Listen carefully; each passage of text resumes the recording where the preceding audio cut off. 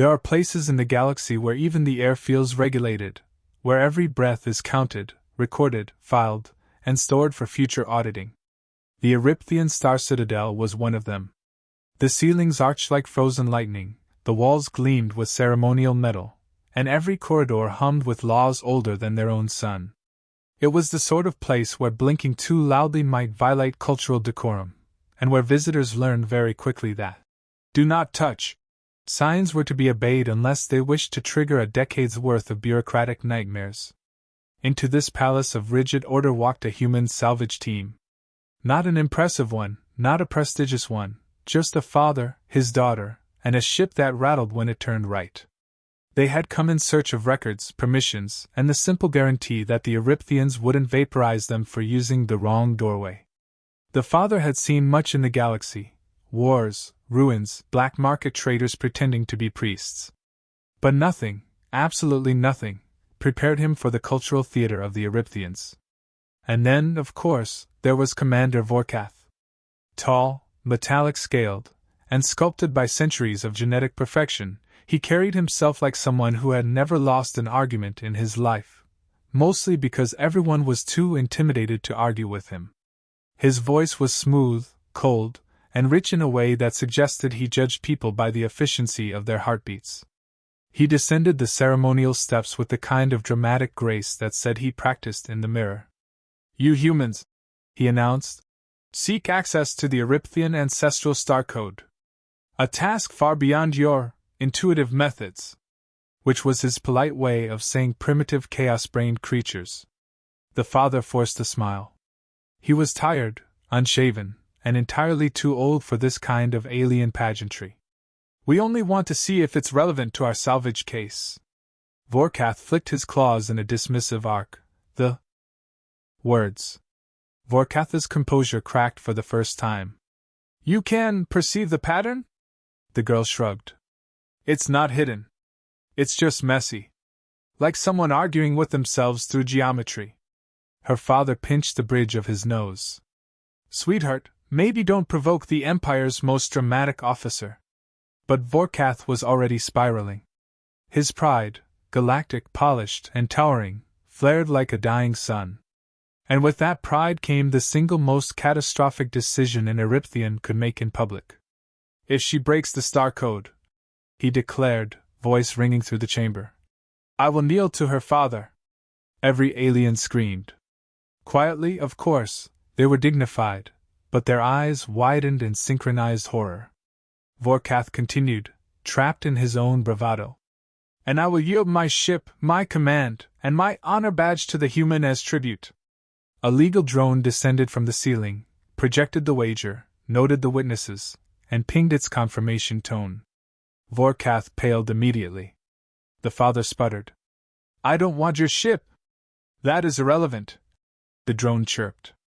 "Honor contracts may not be rescinded." The girl blinked. "Why would you bet your ship?" Vorkath stiffened. "Because no outsider can decipher the star code. I am entirely secure in my—" The girl stepped forward, touched the monolith, and interrupted him with 3 simple words. "It's already speaking." The chamber erupted. The monolith surged to life beneath her fingertips. Symbols rotated in spirals of light. Harmonic tones reverberated across the hall like an ancient choir awakening. Vorkath stumbled backward, actually stumbled, scales flashing with raw shock. The father muttered, "Well, that's unfortunate." And then the girl spoke the first coded phrase aloud.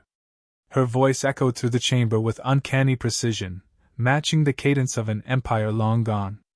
Every alien dropped to their knees, not in worship, but because instinct forced them down. The code. Words. Vorkath's composure cracked for the first time. "You can perceive the pattern?" The girl shrugged. "It's not hidden.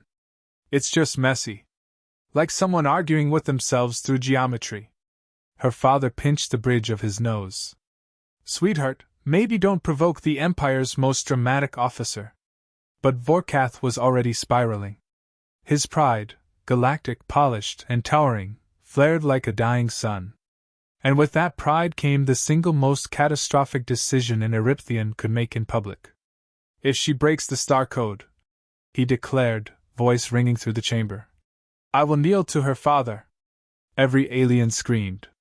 Quietly, of course, they were dignified, but their eyes widened in synchronized horror. Vorkath continued, trapped in his own bravado. And I will yield my ship, my command, and my honor badge to the human as tribute. A legal drone descended from the ceiling, projected the wager, noted the witnesses, and pinged its confirmation tone. Vorkath paled immediately. The father sputtered. I don't want your ship. That is irrelevant. The drone chirped. Honor contracts may not be rescinded. The girl blinked. Why would you bet your ship? Vorkath stiffened. Because no outsider can decipher the star code. I am entirely secure in my. The girl stepped forward, touched the monolith, and interrupted him with 3 simple words. It's already speaking. The chamber erupted. The monolith surged to life beneath her fingertips. Symbols rotated in spirals of light. Harmonic tones reverberated across the hall like an ancient choir awakening. Vorkath stumbled backward, actually stumbled, scales flashing with raw shock. The father muttered, Well, that's unfortunate.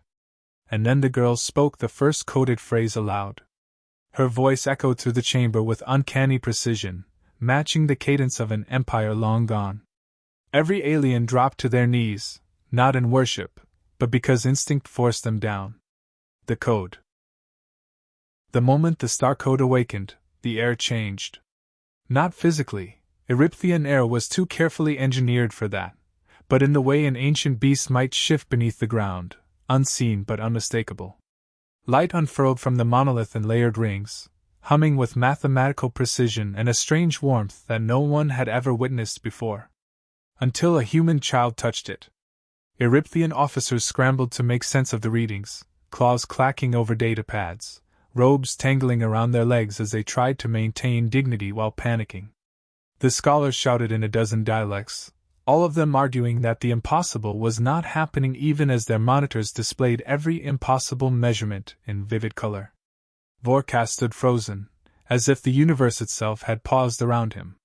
His posture, usually so measured and regal, was caught halfway between defensive readiness and stunned awe. He tried to speak, but his voice betrayed him, cracking like a cracked crystal flute. Stop at once!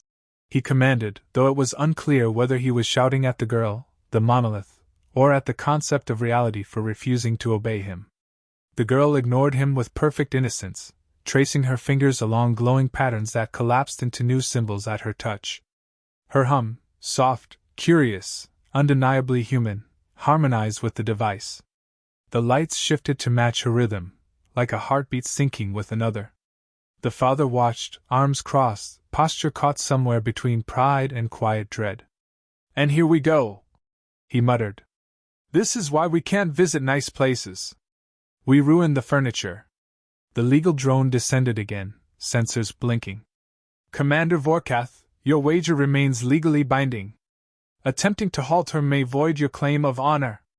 The commander's scales flushed a deep iridescent blue, the Erypthian color of flustered outrage. I do not intend to halt her. I intend to prevent catastrophe. Catastrophe has already begun. The drone chirped helpfully. Vorkath's glare could have vaporized the star.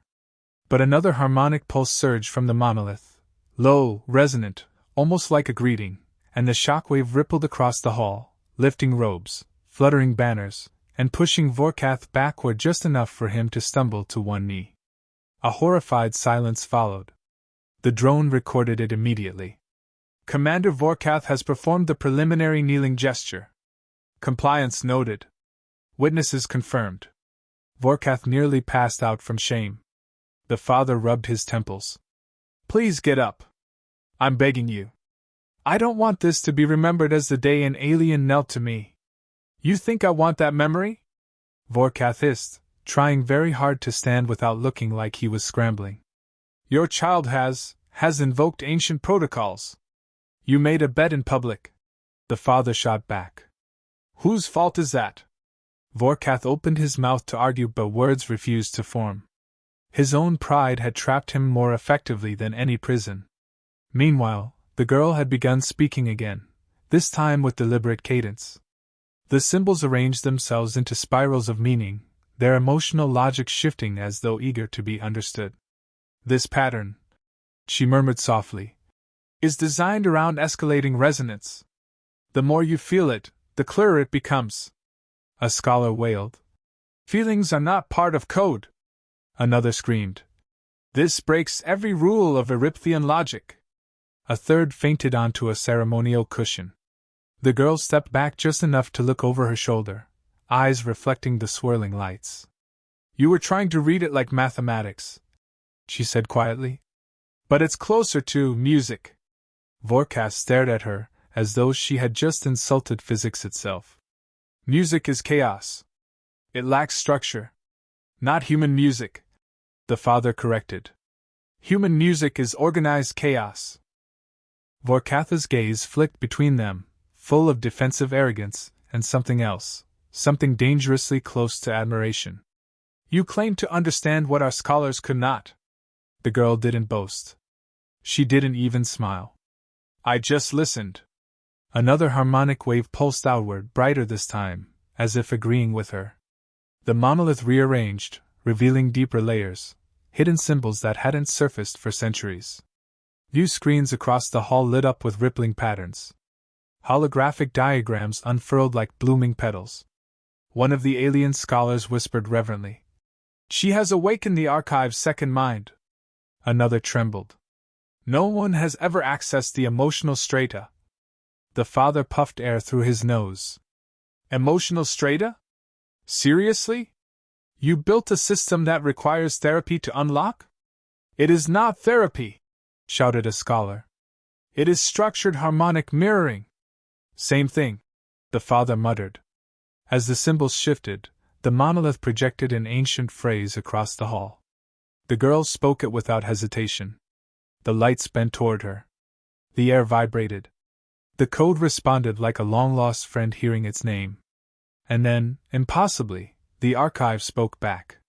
Its voice was layered, ancient, trembling with memory. Child of wandering hearts, why do you seek us? Aliens screamed again, dignified screams, but screams nonetheless. Vorkath's claws clattered on the floor. It addressed her directly. He whispered. By title. The girl frowned softly. I didn't seek you. You called first. The archive answered with a low harmonic hum that sent sparks of warm light drifting through the air like floating embers. Vorkath exhaled sharply. That reaction, something blooming in his chest, something unsettling, emotional, was not acceptable. Not here. Not before witnesses. And certainly not because of a human girl. He masked the feeling with offense. You are not authorized to speak with sacred constructs. She's authorized now. The father muttered. Look at her. Indeed, she stood bathed in the archive's glow, small and human and impossibly calm, while around her the might of an entire empire unraveled in stunned disbelief. The archive pulsed again, harmonic waves circling her feet like ripples around a stone. The pattern shifted to reveal an ancient sigil, one no living Erypthian had ever seen outside fractured legends. A murmur rippled through the hall. It can't be. Is that the first glyph? The one that vanished millennia ago? The girl traced it with one finger. It doesn't mean what you think. It's not a symbol of supremacy. She tapped its center, and her voice softened with a human gentleness the device hadn't heard in ages. It means welcome home. Every alien went silent. The hall seemed to inhale. And Commander Vorkath, beautiful, intimidating, emotionally constipated, felt something shift inside him. Something he was absolutely not prepared to feel. Maybe awe. Maybe fear. Maybe affection? No. Impossible. But whatever it was, it deepened when the monolith released one final pulse. A spiral of light that wrapped around the girl like a star recognizing its own. And as the chamber trembled with ancient memory, Vorkath realized the bet he made was far more dangerous than any code. Not because she could break it, but because she already had. The father muttered. Look at her.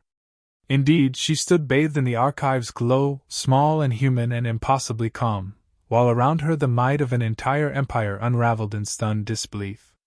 The archive pulsed again, harmonic waves circling her feet like ripples around a stone. The pattern shifted to reveal an ancient sigil, one no living Erypthian had ever seen outside fractured legends.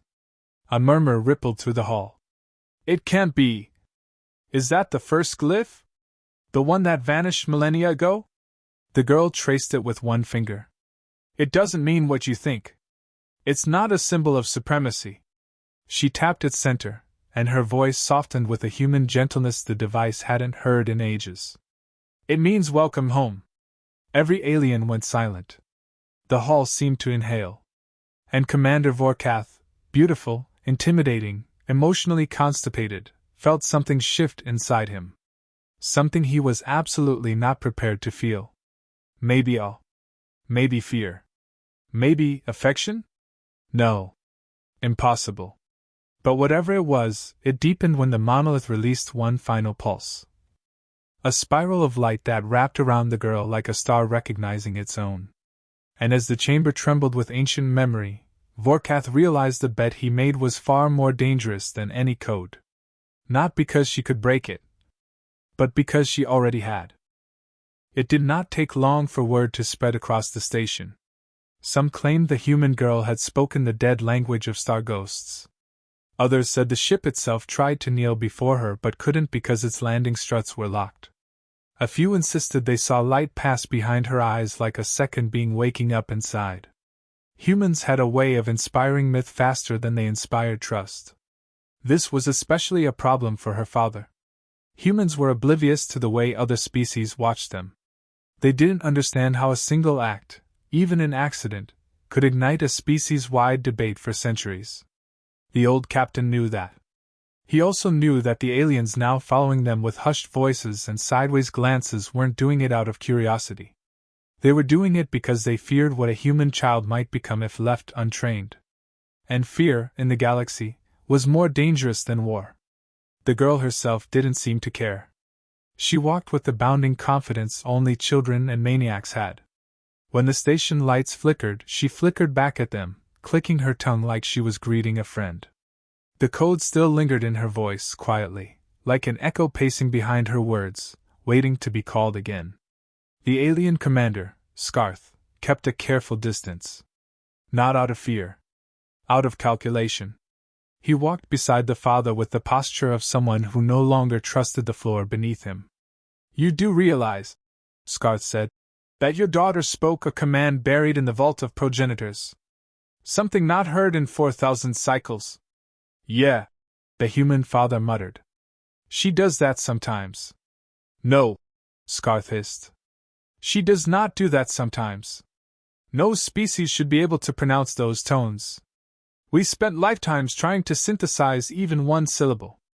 And she, your tiny fleshy spawn, casually unraveled 3.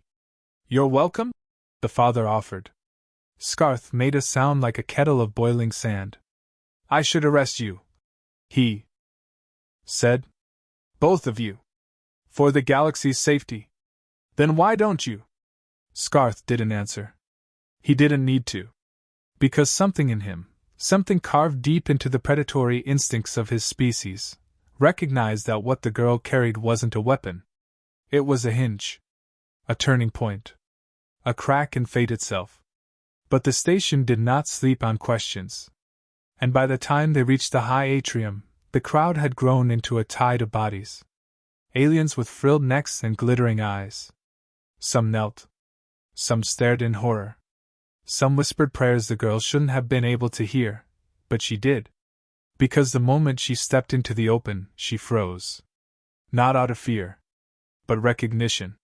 There, in the center of the atrium, a structure rose from the floor, something ancient, a tall spiraling monolith of black alloy carved with glowing sigils. The same sigils that had lit across the starship's hull. The same shapes she had drawn in the air without even knowing. She whispered, "It's humming." Her father blinked. "Nothing's humming, sweetheart." Scarth stiffened. "No one hears that but the progenitor touched." She ignored them both and stepped forward. The alien murmurs grew louder, rippling like a living wind. She reached out, touching one of the monolith's glowing lines, and the entire atrium dimmed. Light bent toward her, the way metal bends toward a magnet. Her hand glowed faintly blue, as if time itself was brushing against her skin, trying to remember something it had forgotten. And then, once again, the sound came. Not words. Not music. A vibration. Like the galaxy inhaling. Scarth dropped to his knees. Dozens followed. The ones who didn't kneel backed away like the air had become electric. The father simply stared, stunned, until he heard her voice shift again, into that impossible hybrid of tone and resonance only she could produce. The same one that made the ship flare awake. She didn't speak a command this time. She asked a question. 3 notes. Rising. Curious. Yum. And the monolith, something asleep for longer than her species had existed, answered. A slow pulse of light rolled outward, washing across the atrium like a tide. Every alien present gasped. Some collapsed. A few fled. The father didn't move. He couldn't. His legs were locked by something deeper than fear, something like awe. He'd known his daughter was exceptional. Humans were always a little chaotic that way. But this was not chaos. This was precision, memory, architecture. Like someone had hidden a second language in her bones before she was ever born. When the pulse faded, she turned around, grinning like she just solved a small puzzle instead of waking an artifact that could reshape stellar politics. "Dad," she said. "It answered me. Did you see?" He swallowed hard. "I saw everything." Scarth rose shakily, gripping the railing. "Human," he rasped. "Your daughter didn't just activate an artifact. She established dialogue. The first recorded dialogue with progenitor technology in history." The father rubbed his face. "Yeah. She talked to the toaster last week, too." "This is not a toaster," Scarth snapped. "This is a key. A beacon. A weapon. A gate. We don't know which." The girl blinked innocently. "It's a friend." Scarth stared at her like she had committed a crime against physics. Then his eyes narrowed with new fear. "The code chose her," he whispered. "And the galaxy never forgives the chosen." That was when the alarms blared overhead, shrill, urgent, unmistakable. A docking breach. Multiple signatures. Warships. Not Scarth's faction. Not any friendly faction. Something older. Something that had been waiting for the code to resurface. The father grabbed his daughter, pulling her close. "What's happening?" Scarth's voice trembled, a terrifying sound coming from someone built entirely for conquest. "They're here," he said. "The ones who believe the code should stay dead. The ones who kill anyone who..." The station lights dimmed as the keeper's ships arrived, sleek vessels shaped like blades, drifting without engine signatures, gliding as if space itself parted to make way for them. They didn't broadcast a warning. They didn't ask permission. They simply appeared, surrounding the station like the closing jaws of an ancient beast. For a moment, the atrium fell into a hush so complete that even the humming monolith seemed to hold its breath. Then a tearing vibration swept through the air, a resonance that didn't belong to sound or matter. Aliens clutched their heads. Some fell to their knees. And at the center of it all stood the girl, small, fragile, impossibly human, yet untouched by the pressure that made seasoned warriors tremble. She squeezed her father's hand once, firmly, like she had decided something. "I have to answer," she murmured. "Answer what?" he demanded, pulling her close. "Their call." Scarth flinched. "Humans cannot answer the Keepers. They will tear your mind apart. They are not a people, they are a doctrine." But she was already stepping toward the monolith, which reacted to her presence like a long-lost companion welcoming someone home. Its symbols lit in spiraling patterns, faster than before, as though preparing for something dangerous. A beam of white light shot down from above, splitting the atrium. It flattened into a floating disk, shimmering with images no one could decipher except her. When it spoke, it did not use words. It used pressure, thoughts, fragments of histories carved into starlight. Scarth staggered back. "It's a summoning," he gasped. "They're calling forth an arbiter. Someone bound to judge all who invoke the code." The father cursed. "She didn't invoke anything. She's just 8. Age is irrelevant to the keepers."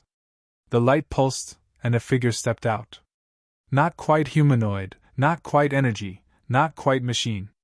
A being wearing the echo of a form rather than a form itself. Its limbs were elongated shadows. A being wearing the echo of a form rather than a form itself. Its limbs were elongated shadows, its face a swirling mask of light. Every alien in the room immediately bowed. Some wept. A few fainted. The girl tilted her head. "You're loud." The arbiter froze, as if no one in history had ever spoken to it like that. Her father dragged a hand down his face. "Sweetheart, maybe don't start diplomatic contact by insulting the ancient horror entity thing." "I'm not insulting him," she insisted. "He's actually very polite. Just noisy." A ripple passed through the arbiter, shifting color. Recognition? Surprise? Its gaze locked on her, and for a moment the entire atrium vibrated like a plucked string. Everyone braced for annihilation. But instead, the arbiter bowed. Scarth choked. "Impossible." The arbiter spoke, not in noise, but in layered harmonics that could shatter minds. Yet the girl giggled. "He said, 'Little Harold, why do you awaken what must sleep?'" Her father stared at her. "Harold?" She shrugged. "I just said hello." The arbiter's harmonics deepened, and she translated casually, like she was repeating playground gossip. "He says the code was never meant to return. That it belonged to the first architects. The progenitors. He says those who speak it will rewrite the star maps." Scarth trembled. "That is why the keepers kill anyone who tries." "But I'm not trying," she said. "It just happens." The arbiter shifted closer. The air warped around its presence. "He wants to test me," she whispered. "No," her father snapped, stepping in front of her. "Absolutely not. Nobody tests my kid. Especially not a cosmic blender." The arbiter raised a hand. The monolith pulsed violently, projecting a wave of energy that shoved the father back, not to harm him, but to separate them. "Dad!" she called, reaching out. He fought against the invisible force, teeth clenched, muscles shaking, but it was like pushing against the orbit of a planet. Scarth grabbed him. "You cannot reach her. Watch me. You will die," Scarth hissed. "And then she will be alone." That stopped him, not because he feared death, but because she feared being alone. Humans always sacrifice themselves for their children. But this time sacrifice meant nothing, survival meant everything. The arbiter extended a shimmering hand toward the girl. She extended hers back. Their fingers touched. A blast of energy detonated outward, silent, bright, absolute. The aliens threw themselves to the floor. The father shielded his eyes, shouting her name. The monolith symbol spun like a vortex. And then the light cleared. The girl stood unharmed. The arbiter knelt before her. This time no one questioned it. No one breathed. Even the monolith dimmed, as if bowing too. Her eyes shone, not glowing, not alien, but deeply, unmistakably human. And the arbiter spoke one final message through her lips, layered with its resonance. "The code lives again. The herald has chosen her path. The keepers bow." She stumbled then, and her father caught her before she fell. Her small hands grasped his shirt, trembling with exhaustion. "Dad," she whispered, "I'm tired." He held her tightly. "Then that's enough saving the galaxy for one day." Scarth gazed at them, a human father shielding a child who had just commanded an ancient arbiter of cosmic law. His species had conquered empires, crushed rebellions, burned worlds. Yet in this moment, he looked almost reverent. "You don't understand what she is," Scarth murmured. The father stroked her hair. "She's my kid." "No," Scarth whispered. "She is our future." The station's alarms faded. The Keeper's warships powered down, no longer hostile. The arbiter dissolved into light, returning to its vessel. A message echoed from every keeper's ship in perfect unison, tones of submission, of recognition, of treaty. Because the first herald of the code in 4 millennia was a human child. And humans? They rarely followed the rules,